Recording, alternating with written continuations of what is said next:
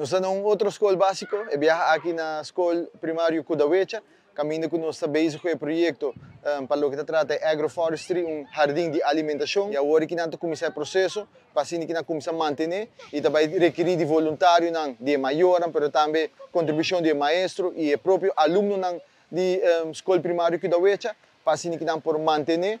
E dentro de pouco nós vamos começar a cosechar tanto fruta, verdura, de lo que é jardim de alimentação aqui, lo começar a prover. Maneira você não pode ter background, então basic está plantando conoco de alimentação, é projeto do Ministério Ursula. Então nós aplicar para do meio o projeto aqui e nós está onde a escola não co abordo escolhi para fazer. Então ora tem temporada não nós como sabe sa maior não é muito nada, mas não sinang ting mata ko nós por usa para planta de conoco. Então, pouco a pouco é mata nang adrenta. Ainda me estava também um pouco preocupada, ora como a anterior ko não tem nada, pero paave nós temos mais hope mata mesmo. Eu tenho que projeto que do ibira uno exitoso.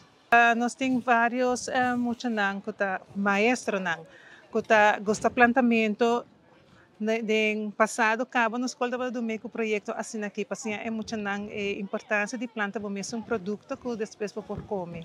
Den passado nós do meio projeto nang assim acaba então sempre se o acron de escola nós planta diferente mata de fruta papaya nós temos pineapple cacho hasta lamunchi, tem diferentes frutas que sempre nos planta, pero sempre nos fazia como nem como assim na casa. Agora que nós assim na maneira que é uma maneira sustentável, então que nós vai hopi largo com ele.